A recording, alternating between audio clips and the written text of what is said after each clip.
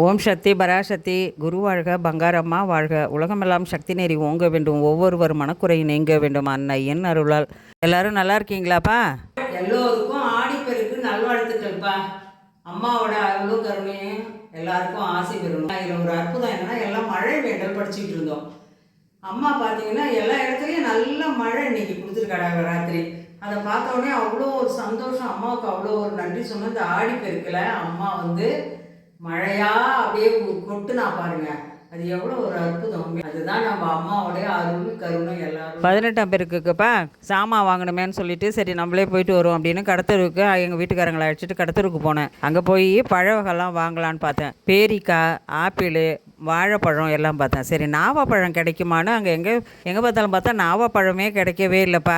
நாவப்பழத்தை பார்த்துட்டு அப்புறம் காவால கருவமணி பார்த்து எடுத்தேன். அப்புறம் மஞ்சள், குங்குமம் எல்லாம் வாங்கிட்டு தாளிக்கீரை வாங்கிக்கிட்டு பூ வாங்கிட்டு வந்தேன். சரி கொஞ்சம் சமையலுக்கு காய்கறிலாம் வேணுமே அப்படின்னு சொல்லிட்டு போய் வெங்காயம், தக்காளி, காய்கறியும் கொஞ்சம் வாங்கிட்டு வந்தோம்ப்பா. காவேரி கரைக்கு போய் படைக்கணுன்னுட்டுப்பா காலையில் விடிய அலம்புற பார்த்தீங்கன்னா 4 மணிக்கே ஏஞ்சிட்டேன். அப்புறம் வாசல்லாம் தண்ணி தெளிச்சிட்டு தெருவெல்லாம் அலசி விட்டுட்டுப்பா கோலம் போட்டுட்டு அதுக்கப்புறம் வீட்டுக்குள்ளே வந்தேன். வீட்டுக்குள்ளே இருக்கிறதுக்காகப்பா மாவுளுக்கு மாவு போடுவோம். அதனால் இது ரெடி பண்ணிகிட்டு இருக்கேன். இது பார்த்தீங்கன்னா காப்பரிசிக்கு அதை கொஞ்சம் கிளறி வச்சுக்கேன். ஏன்னா இது மெயின் காப்பரிசி தான் நம்ம வச்சு 18ஆம் பேருக்கு படிக்கிறதுக்கு. அதேமாதிரி எங்கள் பக்கத்தில் நாங்கள் மாவுளுக்கு வச்சு படைப்போம். அதுக்காக ரெடி பண்ணிகிட்டு இருக்கேன்டா. 18ஆம் பேருக்குப்பா மாவுளுக்கு மாவு வச்சு தான்ப்பா படைப்போம் எங்கள் பக்கத்தில். நாங்களும் அந்த மாதிரி தான் செய்வோம். ஆனால் இதில் மெயின் என்னென்னு பார்த்தீங்கன்னா காப்பரிசி தான் மெயின். அடுத்தது மாவுளுக்கு மாவுக்கு எல்லாம் ரெடி பண்ணி பிடிச்சிட்டு இருக்கேன்ப்பா. எங்கள் குடும்பத்தில் பார்த்தீங்கன்னா நாங்கள் மாவுளுக்கு மாவு டம்ளார் வச்சோம், மற்றபடி ஏதோ தட்டியெல்லாம் பிடிக்க மாட்டோம்டா. நாங்கள் கையாலேயே தட்டி அப்படியே அச்சடித்த மாதிரி செய்வோம். ஆனால் எங்கே கொண்டு நாங்கள் மாவுளுக்கு மாவு வச்சாலும் எங்கள் மாவுளுக்கு மாவை தான்ப்பா எல்லோரும் பார்ப்பாங்க. நல்லா அழகாக உயரமாக இருக்கும், பார்க்குறதுக்கு அழகாகவும் இருக்கும். அப்புறம்ப்பா சாப்பிட்டுட்டு உடனே படைக்கிறதுக்கு கிளம்ப வேண்டியதான். மணி வேறு 9 ஆகிடுச்சு. காவேரி கரையில் பார்க்கலாம் படைக்கிறத. ஆடிப்பெருக்குக்கு கிளம்பிட்டப்பா. வாங்க ஏரி கரையில் பார்க்கலாம் படைக்கிறத.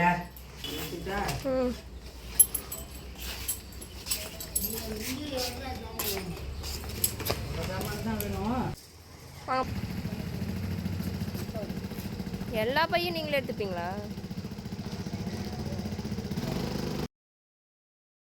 ஆடிப்பெருக்கு அன்னைக்குப்பா காவேரி தாய்க்கு நம்ம நன்றி சொல்கிறதுக்கும் வணங்குறதுக்கும் தாண்டா நம்ம ஆடிப்பெருக்கு கொண்டாடுறோம். எங்கள் ஊரில் காவேரி தண்ணி நிறையா இடத்துல வரும்ப்பா.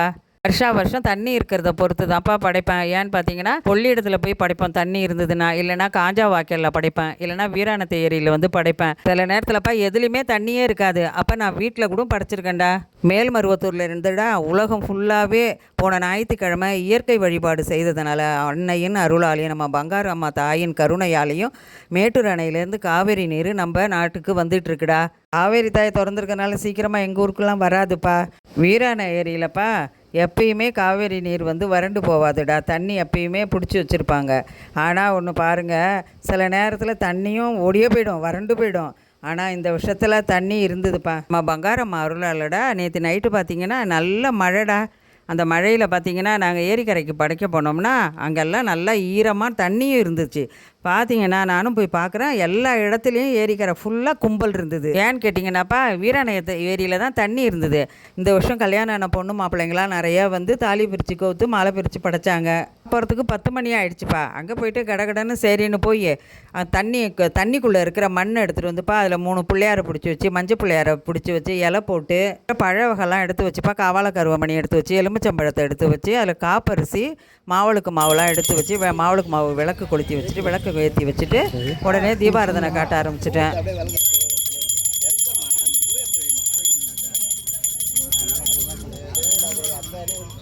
தீபாராதனை காட்டிட்டுப்பா காவேரி தாய்க்கும் தீபாராதனை காட்டிட்டு என்ன வேண்டிட்டோன்னு பார்த்தீங்கன்னா இயற்கை வளம் பெருகணும், நீர் வளம் பெருகணும், அன்னையினால விவசாயம் நல்லா இருக்கணும், என்றைக்குமே பூமி வறண்டு போகாமல் இருக்கணும், மழையாலப்பா யாருக்கும் எந்த பாதிப்பும் இல்லாமல் நல்ல மழை வேண்டும் அப்படின்னு சொல்லி வேண்டிக்கிட்டேன்டா.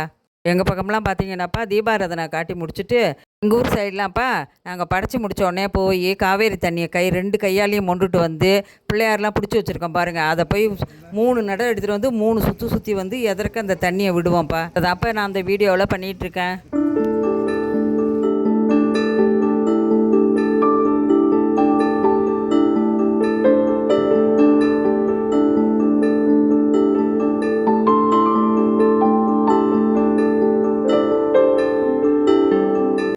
நீர் விளைவிட்டுப்பா அதில் நம்ம மஞ்சள் கயிறு வந்து வெள்ளைக்கயிறில் வந்து மஞ்சள் தடவி வச்சுருப்போம். அதையும் எடுத்து எல்லாருக்கும் கையில் கட்டி விட்டு, ஆம்பளைங்கன்னா சொத்து கையில் கட்டிட்டு, பெண்கள்னால் கழுத்தில் கட்டி விடுவாங்க.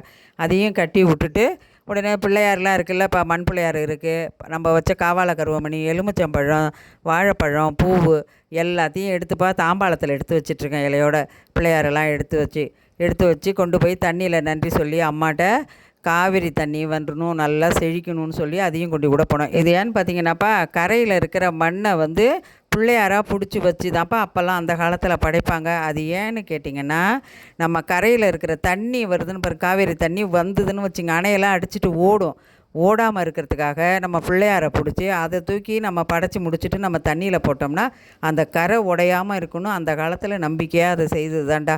அது பரம்பரையாக நம்ம இன்னமும் அதை மாதிரி செஞ்சு வச்சுட்டு படைக்கிறோம். காவேரி தாய்க்கு நன்றி சொல்லிட்டுப்பா படைச்சது அவங்களும். அப்புறம் என் பேரப்பிள்ளைக்குப்பா காப்பரிசியை கொடுத்துட்டு, அதில் காப்பரிசியில் என்னென்ன போட்டிருப்போன்னு பார்த்தீங்கன்னா, காப்பரிசி, அரிசி, எள், பயிறு வறுத்து போட்டுட்டு, தேங்காய் திருவி போட்டுட்டு, பொட்டுக்கடலை போட்டுப்பா, சர்க்கரை போட்டு ஒரு ஏலக்காயை தட்டி போட்டு அப்படியே கிளறி வைக்கணும்டா. இதுதான் காப்பரிசி. அடுப்புலலாம் வச்சு கிளறக்கூடாதுப்பா. வெல்லத்தெல்லாம் நைஸாக நுணுக்கி அதிலே போட்டு அப்படியே கிளறி வச்சு போய் படைக்க வேண்டியது தான். நம்ம தண்ணியில் விடணும்லப்பா எல்லாத்தையும் பிள்ளையாரெல்லாம். அதுலேயும் காப்பரிசி, மாவுளுக்கு மாவு, அதையும் அதில் கொஞ்சம் எடுத்து இலையில வச்சு எல்லோரும்ப்பா தாம்பாளத்துலேருந்து இலையை எடுத்து வச்சு அதை எடுத்துகிட்டு போய் அப்படியே தண்ணியில் விட்டோம். அப்புறப்பா நாங்கள் படைச்ச இடத்துலப்பா நிறையா பொண்ணு மாப்பிள்ளைங்களாம் வந்து அடுத்தடுத்து வந்து படைச்சிட்டு இருந்தாங்க. இன்னொன்று என்னான்னு சொல்கிறேன்னு கேட்டிங்கன்னாப்பா, நம்ம இயற்கையை நம்ம நல்லபடியாக பாதுகாக்கணுன்னா இந்த பிளாஸ்டிக் பேப்பர்லாம் கொண்டு வந்து அந்த பையெல்லாம் எடுத்துகிட்டு வந்தீங்கன்னா நிறையா பையப்பா அந்த இடத்துல நட்டுட்டு போகிறாங்க. பங்காரம்மா வந்துப்பா இயற்கையோட ஒன்றி தான்ப்பா வாழ சொல்கிறாங்க. அதனால் நம்ம இயற்கையை மதித்து இயற்கையை வணங்கி, இயற்கையும் நம்மளை பாதுகாக்கும்ப்பா. இயற்கையை நம்ம வணங்குறதுனால இந்தமாரி பிளாஸ்டிக் பேப்பர்லாம் தயவு செய்து ஏரிக்கோ கடலுக்கோ நீர்நிலைக்கெல்லாம் போனீங்கன்னாப்பா பிளாஸ்டிக் பாட்டிலு, பிளாஸ்டிக் பையெல்லாம் தயவு செய்து யாரும் அங்கே போட்டுடாதீங்கடா. நம்ம வந்து அங்கே இருக்கிறத ஒன்றும் சுத்தம் பண்ணோம், நம்ம போடாமல் இருந்தாலுமே அது போதும். அதேமாரி எல்லாம் சுத்தமாகவே வச்சுக்கிட்டாதான்ப்பா இயற்கை நம்மளை பாதுகாக்கும். சாமி கும்பிட்டுட்டுப்பா நாங்கள் அப்படியே குலதெய்வ கோயிலுக்கு கிளம்பிட்டோம். ஆடி மாதம் பிறந்ததுலேருந்துப்பா குலதெய்வ கோயிலுக்கு போகணும் அப்படின்னு எல்லாம் ரெடி பண்ணிக்கிட்டே இருந்தால் போக முடியலப்பா. அப்படி இப்படின்னு தடுத்துக்கிட்டே வந்தது.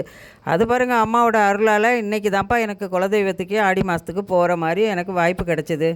பங்காரம்மா எனக்கு சொன்னதுடா, நீ முதல்ல குலதெய்வ கோயிலுக்கு போ, அப்புறமா வந்து என்னை பாருன்னு அம்மா சொன்னாங்க. நான் அதன்படி தான்டா இப்போல்லாம் நான் குலதெய்வத்துக்கு போகிறது. மருவத்தூருக்கு போகிறதுக்கு முன்னாடியெல்லாம் இப்போல்லாம் கிடையாதுடா. இப்போல்லாம் உடனே கிளம்பிடுறது குலதெய்வத்துக்கு. தை மாதமும் ஆடி மாதமும் நான் குலதெய்வத்துக்கு போயிட்டு வந்துடுவேன். அம்மாவோட அருளாலப்பா இன்றைக்கும் நான் குலதெய்வ கோயிலுக்கு சாமி கும்பிட போனேன். அதேமாதிரி எங்கள் குலதெய்வ கோயில்லப்பா பெரிய விசேஷம் என்னன்னு கேட்டிங்கன்னா, மாசி மாதத்தில் மசான கொள்ளை நடக்கும்டா. அது ரொம்ப விசேஷமாக இருக்கும்டா பார்க்குறதுக்கு. இப்போ மசான கொள்ளையில் படைச்சி முடிச்சுட்டுப்பா அங்கே எல்லாேருக்கும் சாப்பாடு கொடுப்பாங்க. அதை என்ன சாப்பாடுன்னு கேட்டிங்கன்னா, எல்லா நான்வெஜ்ஜையும் கருவாட்டு குழம்புலேருந்துப்பா எல்லாத்தையும் ஒன்றா கலந்து சாப்பாடு கொடுப்பாங்கடா. நான் அந்த டேஸ்ட்டுனா அப்படி ஒரு டேஸ்ட்டுடா, நாக்கில் அப்படியே ஒட்டிக்கிட்டே இருக்கும். அங்கேயும் நிறைய பேர் சாமி கும்பிட வந்திருந்தாங்க. எங்களுக்கு குலதெய்வம் வந்து சாமி பேர் பார்த்திங்கன்னா பூங்காவன தாய்ப்பா, பாவடராயன் சாமிப்பா. நல்ல சக்தி வாய்ந்த தெய்வம்ப்பா. அங்கே விளக்கெல்லாம் போட்டுட்டுப்பா பிரசாதமாக வளையல், மஞ்சள், குங்குமம்லாம் வச்சு கொடுத்தாங்க. அதையும் வாங்கிட்டு கோயிலை பிரகாரத்தை சுற்றி வந்துட்டு வீட்டுக்கு கிளம்பிட்டோம். காவேரி கரையில் போய் படைச்சிட்டு வந்துட்டோம். அப்புறம் வீட்டுக்கு வந்தோடனே நாங்கள் எப்பயுமே நான்வெஜ் எடுத்து வச்சு தான் படைப்போம். அதனால் இப்போ சமையல் செஞ்சிகிட்ருக்கேன், வாங்க பார்க்கலாம். ஊர் சைட்லப்பா மீன் கறி எல்லாம் எடுப்போம். நாங்கள் அதெல்லாம் ரொம்ப எடுக்கலப்பா. முட்டை, ஆட்டுக்கறி, பாயசம் வைக்கிறேன். அடுத்தது பார்த்திங்கன்னா வடை தட்டணும். பாயசத்துக்கு சேமியா வெந்துட்டுருக்குப்பா. இங்கே கறி குக்கரில் வச்சுருக்கேன். ஆட்டுக்கறி சாதம் வடிச்சிருக்கேன். அடுத்தது ரெடி ஆகிடுச்சுன்னா படைக்க வேண்டியதான்ப்பா. வாங்க அப்புறம் பார்க்கலாம். பெரிய விசேஷத்துக்குப்பா எங்கள் வீட்டில் வந்து பார்த்திங்கன்னா நான்வெஜ் தான் எடுப்போம். அது பார்த்திங்கன்னா நான்வெஜ்ஜுக்கு காய்கறிலாம் அரிஞ்சிக்கிட்ருக்கேன். ஏன்னா இப்போ உடனே போய் குழம்பு வைக்கணும்.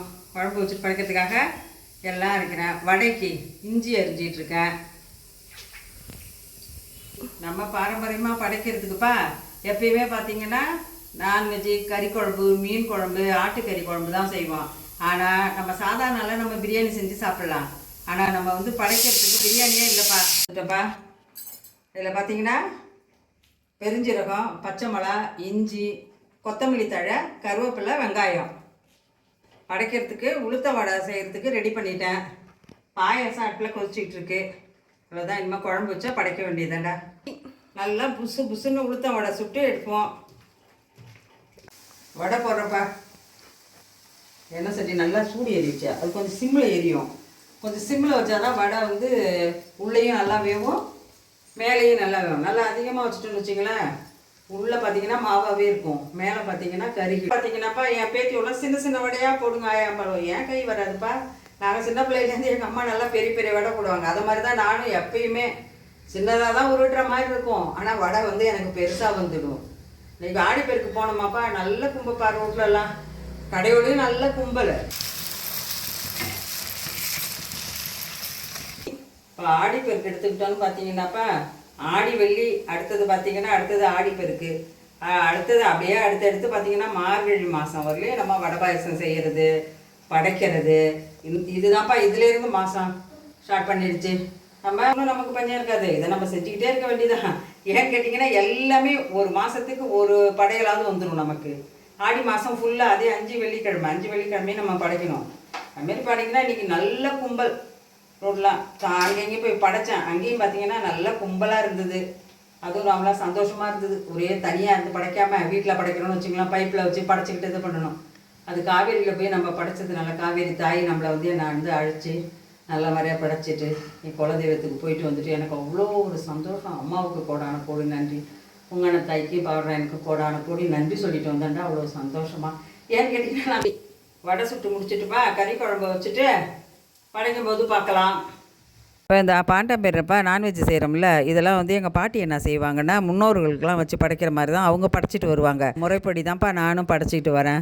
போட்டுப்பா வெத்தலைப்பாக்கு எல்லாம் வச்சு வாழைப்பழம் எல்லாம் வச்சு தேங்காய் உடச்சி வச்சு சாம்பிராணி போட்டு காட்டிட்டு எல்லாம் கறி எல்லாம் எடுத்து முட்டை எல்லாம் வச்சு வடை பாயாசம் அப்பளம் இதையும் எடுத்து வச்சு படைச்சோம்ப்பா.